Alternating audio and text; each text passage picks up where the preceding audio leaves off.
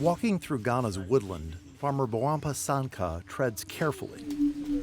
Beneath him, Ashanti plums lay scattered on the ground, many scarred with bite marks from bats. The saliva-tainted fruit potentially bears bat viruses, but residents at times feed the bats' leftovers to livestock, and sometimes people even eat the fruit themselves. For millennia, bat viruses lurked in forests throughout West Africa and other parts of the world. Undisturbed, they pose little threat to humanity. But today, as more and more people encroach on bat habitat, they are unwittingly helping bat-borne viruses mutate, multiply, and infect other species.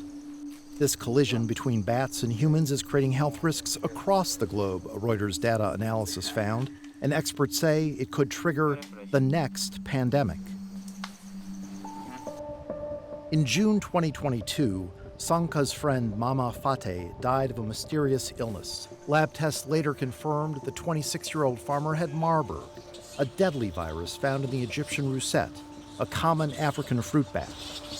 Sanka clearly remembers going to the hospital and carrying his friend's body to the mortuary. I said you was no in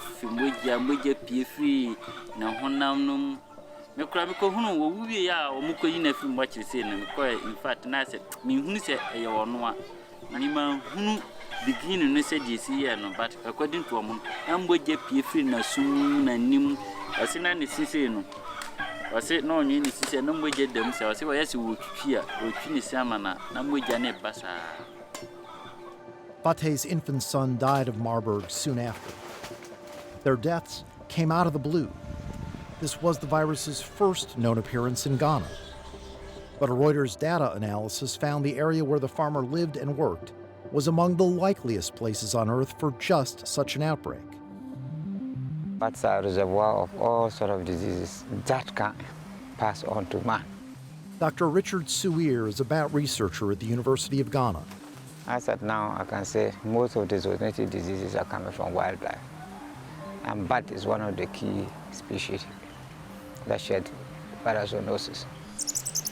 Widely studied by researchers such as Suir, bats are a leading reservoir of viruses, 72,000 by some estimates. Scientists have yet to determine the source of the virus that caused COVID-19, the deadliest pandemic of this century, but of this they are certain. Its origins lie in a family of viruses found in horseshoe bats, a type common in tropical Asia. Other bat viruses have also been linked to some of the deadliest diseases of the last half-century, like Ebola, Nipah, and SARS. These viruses jump from bats to humans either by way of an intermediary host, such as a pig or chimpanzee, or more directly through human contact, with bat urine, feces, blood, or saliva. Such leaps are known as zoonotic spillover. To examine where the next pandemic may emerge, Reuters used 2 decades of disease outbreak locations combined with dozens of environmental variables. Reuters is the first to combine the factors in this way for a global analysis, with the goal of identifying the places on Earth most vulnerable to spillover of bat viruses. We found more than 9 million square kilometers on Earth, where conditions in 2020 were ripe for a bat-borne virus to spill over to humans. Those areas, which we've dubbed jump zones, cover 6% of the Earth's land mass and are home to 1.8 billion people. The Reuters jump zones do not paint a complete picture of spillover risk because no analysis can capture all variables that could contribute to spillover. Many scientists say the catalyst for outbreaks isn't bat behavior, but our own. Thirst for resources, iron ore, gold, and rubber to name a few, is driving unchecked disruption of wild areas and increasing the chances for a virus to leap from bats to humans. Here's Dr. Richard Suir again. We have to look at the whole country. Where do we have the bat type of bat species? How are people interacting with them? Do we have the caves, the mine holes, and all those things around the country that are disturbing or that are risking the life of people? But governments and corporations are doing little to assess risk. In bat-rich Guinea, Sierra Leone, Liberia, Ivory Coast, and Ghana, pending applications would double the territory used for mining, according to a Reuters analysis.